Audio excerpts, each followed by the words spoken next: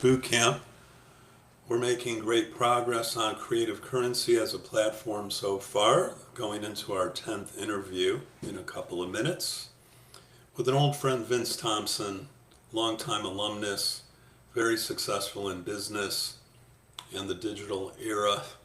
He has a great history and will offer a lot of insight in addition to his new book coming out, his fiction book called The Lockup Period, which will be available, I think, in October. Hope you're enjoying the summer. For the first time in about 7 years, it's warm in Venice. Although today, when I ran into the postman, we bonded over the perfect weather. It wasn't too hot. And feel free to subscribe. It helps us a lot. At The Writers Boot Camp on YouTube. You can reach out to me personally on LinkedIn. You can email me at jg@writersbootcamp.com with any questions or follow-ups or suggestions for people to interview. Also, alumni, please let us know success stories. And our Instagram is available at writers_boot_camp. So we appreciate the fact that in some of our first speakers, we've got an illustrious group of alumni who contributed to our success back in the day. And it'll be fun to gain insight from Vince's perspective of the industry and startups and entrepreneurship and all the things that he's experienced as a creative person as well as an intelligent business person. So as always, feel free to contact us. It's very helpful.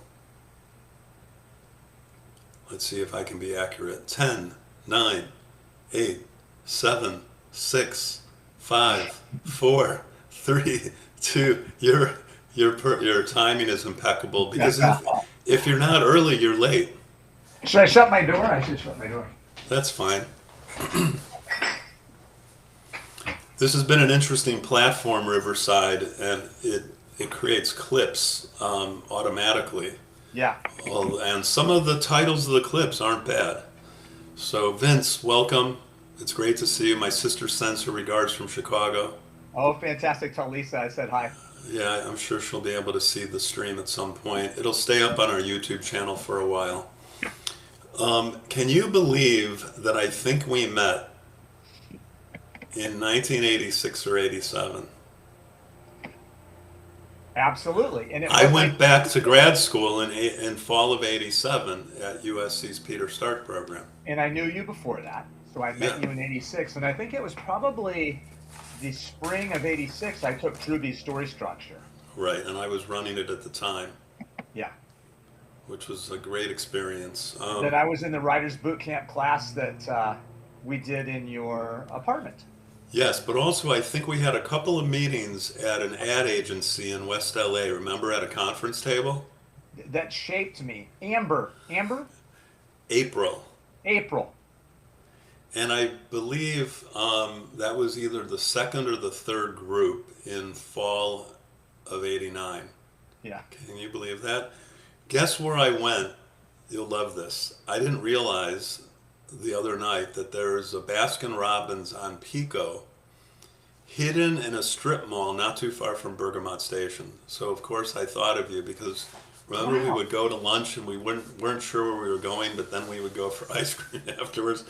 That's when we were starting out. We had a part of our days, incredibly free. Yeah. Yeah, I was waiting tables or maitre ding at night. I had the whole day, and we would drive around for about 25 minutes or 45 minutes trying to tacos or burgers or I don't know. Could you eat a salad? Remember that place El Patio on Wilshire that had had Chicago hot dogs? No, I do. So wasn't one of your, maybe it wasn't your first script, but it was maybe a second script called Stringer? That was my first script. Yeah. That was the first. Okay. Yeah. And what was Stringer based on? Was that a journalistic that was homage? Yeah, and later a great actor it was in a movie about that. His name will come to me. But let me tell you what Stringer was based on. I grew up in Sacramento. I was an Explorer Scout at the TV station. I was crazy about broadcast television. And what I learned at the television station back in the early 80s is there was this guy. He looked like Wolfman Jack. And he basically worked the night after the late show from midnight to 6 a.m. And he monitored police scanners in the back of an old limousine. And he sat in the back of an old limousine with a bunch of scanners and his equipment. And then he would run out to traffic accidents and fires and kind of horrific stuff that happens in the middle of the night. Wow. And he would shoot it. And then he would deliver three-quarter-inch tapes to 4 news stations in town, and he had a deal that they would pay him if they used it. Something like back then $40. Right. Yeah. So and did you know him personally? I rode with him. I went out nights with him. Wow. He was a very unique guy. His wife was blind. She listened to the scanners at home and called him, and he had a great career doing it. And so I've always been attracted to writing about people who have interesting jobs. I think it's very fun to explore people's careers and then try to build a story. Well, also it tells me that early on you understood how media companies worked. Yeah. Operationally. Yeah. And for as a segue, and thanks for doing this. I think you're our 10th Creative Currency interview. Wow. We're on number 10 already. Shira was the first. Oh, Shira. She's the best. Yes, Shira Lazar. So, can you describe the segue to your consulting, or was it initially you started off in sales, and then because of that experience, segued into consulting?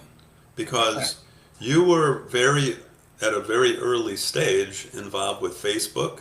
I think you consulted Napster, didn't you? Yeah.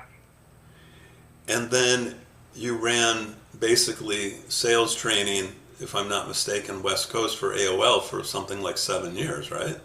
Yeah. Ad sales and sales training. I had a lot. So I'll back you up a little bit. I've always been interested. I was always interested in film. I was interested in film. I was interested in movies. I was interested in television. When I was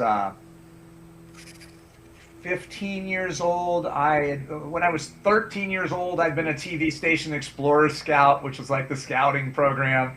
When I was 15 years old, I pitched myself as a host of the Easter Seal Telethon in Sacramento. They put me in to be the kids' host. When I hosted, the guy that ran the local rock station came in and said, "Hey, we should give you a job in the radio business." And they gave me a job as a promotions assistant working in radio in Sacramento. They hired me to drive the Croy van. The station was KROY. They hired me to drive the van. They couldn't get insurance on me.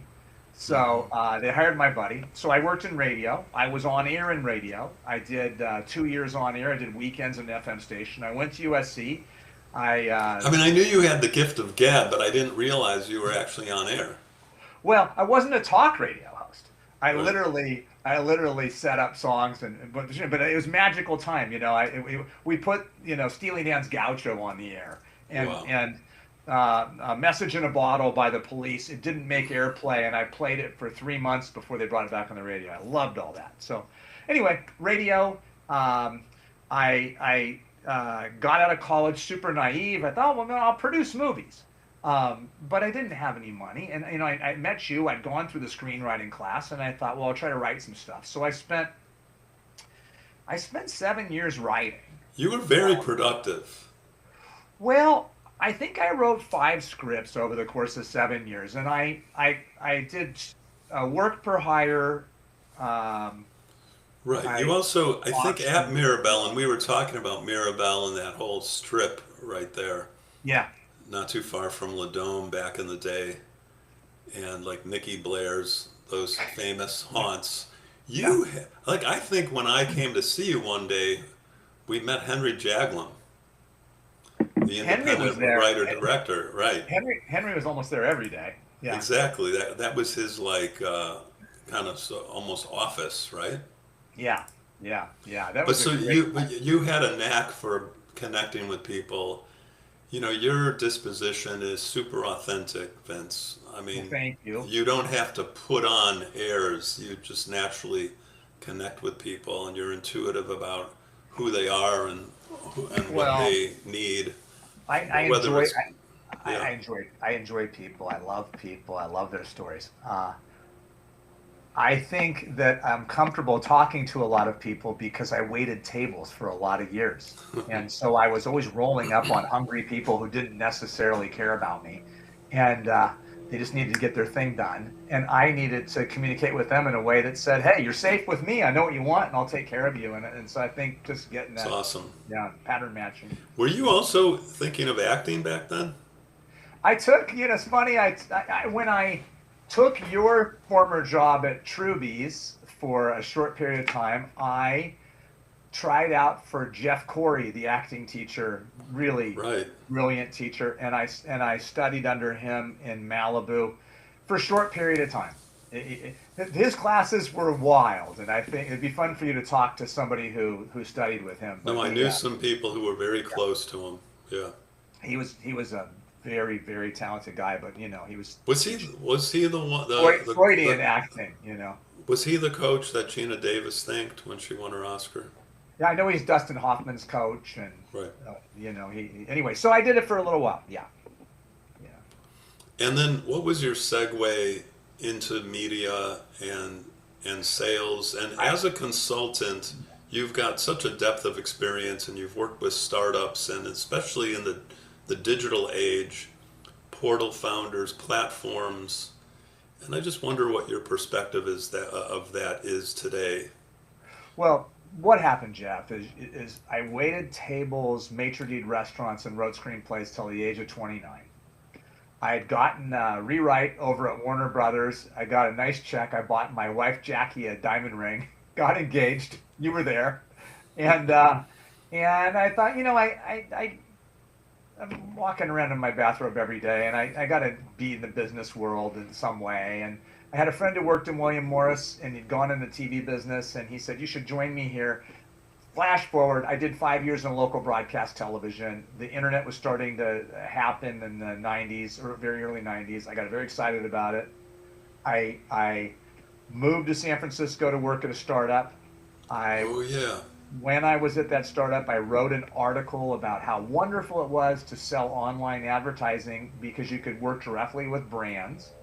And that article was ripped out by Bob Pittman's mentor, a guy named Charlie Warner, who was consulting at AOL. They called me up, and all of a sudden I went from a guy who had been sales manager in Santa Barbara with a $3 million budget in the span of 8 months.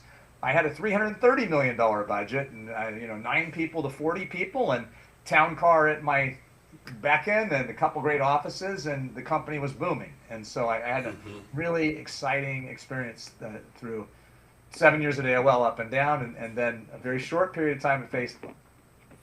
And then what was the inspiration to write your first book, which was a business book called Ignited? So I worked, I loved my AOL career working in a big company, but very painful to work in a big company. All the studies say that people work in smaller companies are happier. Big companies very bureaucratic. But what I realized working in a big company is that the mid-level manager had a lot more power than they realized. That the mid-level manager was somebody who understood the vision at the top, the ability in the middle, and the customer demand on the street. And by understanding those stuff, they were the best person to innovate the model. In our world, entrepreneurs start the first business model, they get it going. But the world changes, and there have to be people who innovate the model. And in companies that really work well, that mid-level management's empowered to innovate the model. So I wrote a book that was really a love letter to those people who work in mid-level management, and that was the genesis of that business. Were you trying to implement change in I was the trying industry? I was trying to help mid-level managers realize that they had a lot more power than they did. So I Right. outlined 7 ignition points that I teach through the book. And since Anthropic has stolen the book, you can just ask Anthropic, to tell Well, you anything you you want know to what? know. You know what I was going to ask about that because Yeah. I just saw there's a settlement, Yes. but I made a note that are you concerned with your material being, you know, Um, not just w- plagiarized but absorbed? so my book Ignited was one of the books absorbed in that, and I got to participate in the class. And I think I'll be paid something like $3,500. I don't know exactly yet. I thought it was great. Like the judge in the class said, there's publishers and there's authors, and the author relationship is like 10% or something of what the total is with the Hmm. traditional publishing industry because they got skin in the game. But the judge came out and said, we're going to split the funds between author and publisher. Oh, So okay. I think that's kind of nice. It rewards some of the people, but still that that that stuff was taken to build that, and that's not good. Um, Is it almost a compliment to be on that list? I don't know. I think they just took all traditionally published books. I don't know. I don't think of it that Right. way. Do With you with do you see with this as the fiction, Wild West right now, and the issues of the political issue of data centers and resources? Do you think AI is what it's cracked up to be? I think that we're learning how to use AI. I think we're misusing it in a lot of ways. Hopefully, we'll learn really positive ways to use AI. We're just going to have to live with it in our world. There's some things that AI can be really fantastic at, and it's amazing in terms of drug discovery. It's very helpful for a marketing person. Things. I don't think we should be writing with AI. Certainly, as creative people, we shouldn't be writing with Right. AI. Um, I mean, I don't know and if you saw that parody of our old ad where I said AI for writers, authentic intelligence, I, and that our tools are the prompts you need for yeah, professional writing. yeah, yeah. Just No, trying to, I think, stay open. yeah, I think there will be ways that AI plays a big role, and rightfully so. It's good for research. It can be good for research. It can be good in lots of ways, and Right. I'm not particularly offended by using it to create video elements, and it might mean Right. that a lot more people can make movies that didn't make movies, and that should be Yeah. good. Yeah. So I remember with Ignited that you were learning as an author about publishing, and were there any decisions you made then, and how is that different from the impending release of your new book? Oh, listen, we're 20 years in between these two projects, essentially. Ignited was a book that I pitched to Big Five publishers. Second meeting, got a deal, and fell into that nonfiction book category. And it was a great experience. I was able to speak internationally on it and do some keynotes around the country. I kind of learned a little bit about that life, what I liked about it, what I didn't like about it. But it was a great experience for me. In terms of the publishing companies, they're pretty amazing. They have huge sales forces. They have real smart people. They do their best to help you with your book, but it's really on you to sell your book. They get distribution, which is brilliant, and they get sales. They have a sales force that talks it up, and And so and give me a nuance of that or a function that you provided on your own to help create a wedge and some inroads. well, I think when I did that book back then, I hired my own PR. I created my own Okay. marketing initiatives. I hustled like hell to sell books. I created events. I did things. Nowadays, what's interesting is I've written a Silicon Valley crime thriller called The Lockup Period, coming out October 20th. There we go. All right. There's my thing. And Okay. where can our alumni get advanced copies or Vince, put in their? yeah, Vince Thompson, author.com. And if anybody is an advanced reader with a relationship with NetGalley or Edelweiss, um, NetGalley, you can even get access to the audio. Just get in there and I'll approve you. You can send me an email, Vince at Vince Thompson Author, and let me know you're coming in through that channel, and I'll just approve you to get early access to it. But if not, I'd love it if people bought it, and it's Right. available most places books are sold. But what I was going to say is, I Went through the process. I got an agent. I really wanted the validation that I was a good writer. I wanted the industry to buy my book so that I wouldn't have to put myself out there. That didn't happen. So I decided to self-publish the book. The wonderful thing is there's so many talented industry executives and veterans that are available to you as freelancers that I, through my self-publishing, can do just about everything a big publisher can do, except I just don't have a sales force that's out selling it into bookstores. And I'm sure there's some other things too. I'm probably underestimating all the great things they do. But for me, I'm really enjoying the process. You know, I pick my cover. I'm buying promotions. I'm partnering here and there. I'm pitching bookstores. I'm pitching librarians. You know. And back when you hired some PR help 20 years ago, Yeah. and now how are you calculating the ROI, the rate of return, Well, the return on investment, yeah, and PR has always been one of those things where the typical industry bills you a monthly retainer, and then you look at and what they you can't get. guarantee anything, and they tell you that up front. You get a bunch of impressions, and you hope that it translated. I'm building a writing career. I've got another novel in the tank, and and I'm working on my third. And for me, at this stage of where I am, I'm looking forward to the next 10 or 15 years writing novels and putting them out there. So I'm investing in my career. I'm not doing it to a crazy extent, but I'm spending money. I'm spending money to do this because I'm trying to develop a user base and people that are interested in my stuff. My lane is kind of the collision of innovation and greed. So there's financial misdoings. There's smart people behaving badly. Every theme is related to startups and tech or something in that world. So your expertise as a business consultant and your understanding of that world is definitely brought to bear in decisions you've made for story points and characters and I'll give you an example. twists When and I, turns. I'll give you an example. When I left Facebook in 2005, I was there for a very short period of time, but I left and I had some equity in the company. In 2008, I took that equity and sold some of it on Wall Street to a big hedge fund. It was the first time anybody did it, and I didn't tell anybody. That's considered the secondary market, right? Yeah, and so in 2008, I sold it. 2011, Brad Stone from Business Week called me up, someone to write an article. I said, I'm not going to cooperate. He said, well, help me, because if I get it wrong, I said, well, I'll tell you a little bit.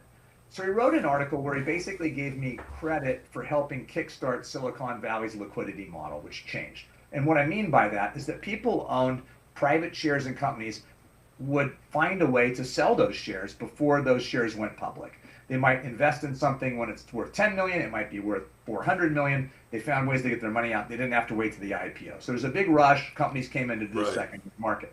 When companies flooded this secondary market, well, there were a lot of people who showed up, and Russian oligarchs, dark money, money that couldn't be confirmed. Weird stuff was going on, and this is a market that's really unregulated. So because they're private sales, but then did there have to be approval by a board in order to sell your shares? Well, the boards of the companies oftentimes had right of first refusal. So if you own shares in the company, you tell them they'd have the right of refusal to buy you back. But what's happened is that there's those transactions that happen, but then beyond that, there were other financing transactions that happened. Today in the Wall Street Journal, there's an article about people who bought stock in SpaceX through independent operators who packaged those stocks in what we call SPVs, special purpose vehicles, that are basically LLCs set up to own shares and then redistribute them. Well, these people found out that they actually didn't own the shares, and the shares were sold long before, and they didn't participate in the IPO.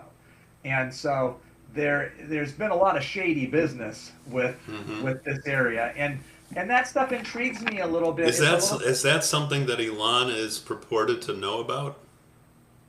Oh, I think any anybody who participates in startup financing has seen a little bit of an underbelly develop, and I think most people avoid it. And I think it's small. I'm not saying that it's completely rampant, Right. but I will say that But it's your out there. experience and your witness to that allowed you to tailor aspects and facets of Silicon Valley to your story, That's it. to the That's it. lockup. What does the lockup period mean literally?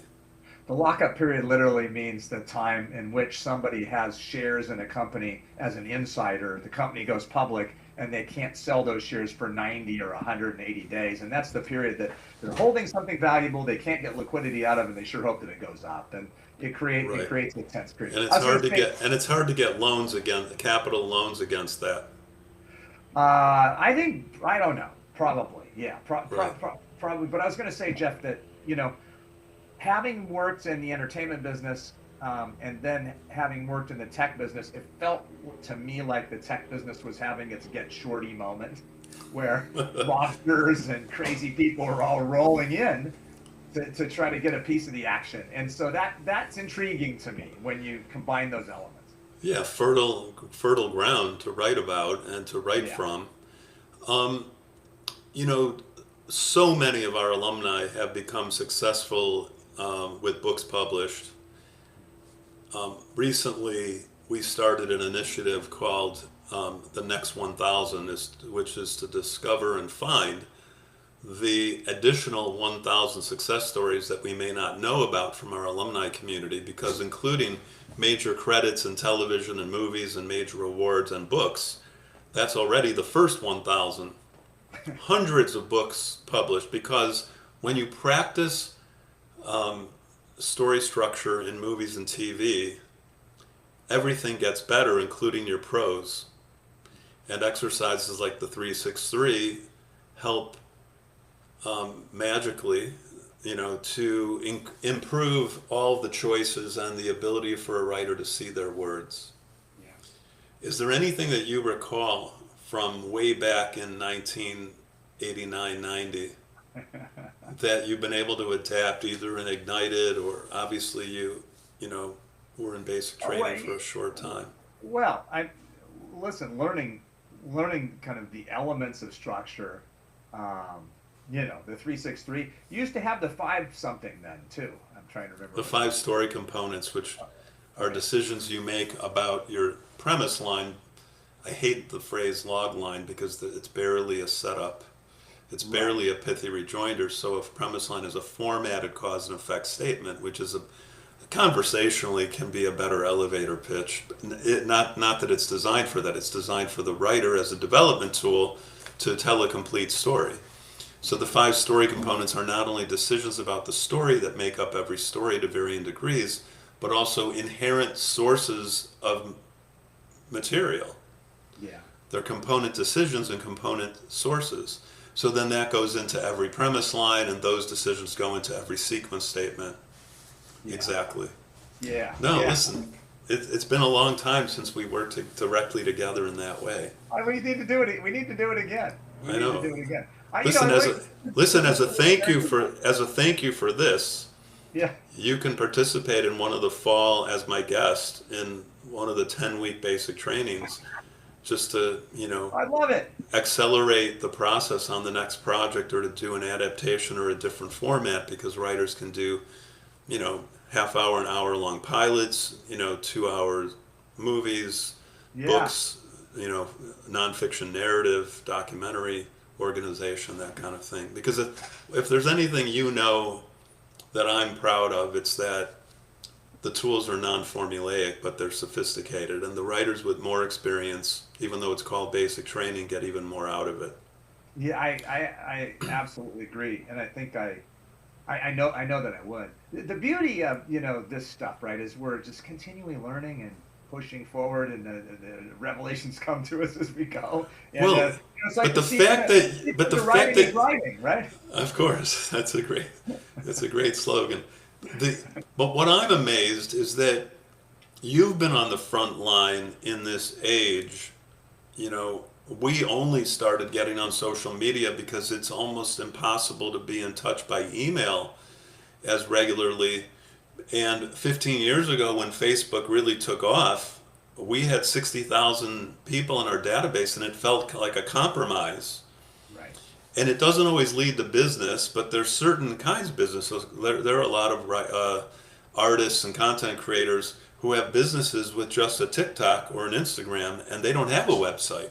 Yeah. You know, Yeah. with our history and our legacy, the website is continuing to improve, and there's a lot that we want to do with it. But can you say anything on a practical level that you enjoy or that you've recommended to people because of social media? Let's say, the next 10, 15 years, you're writing 6 more books. And some of our alumni are that prolific, by the way. Yeah. And we can speak off camera on some of these people that we've realized. I'm amazed recently. at the writers and the talent that you've had through. And I just, I think I knew you before you started this, and you've always been the guy that everybody loves and loves to talk to, and you're always kind of in the center of the room. Well, And it was like you just started putting your arms out farther and farther and bringing more and more people into the community.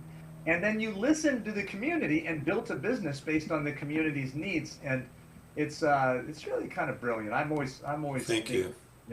You have a very desirable place in life that you've created for yourself. Well, I appreciate that. The industry has been challenging recently, but I stick to the philosophy that I want to give people what they need and not what they think they want. Because you know how so many writers and artists starting out have that outsider's view of the craft, and you as a creator cannot afford to have that outsider perspective. I mean, it's different. That's well said. Having a distinguishing idea is not the same. That's a different kind of outsider.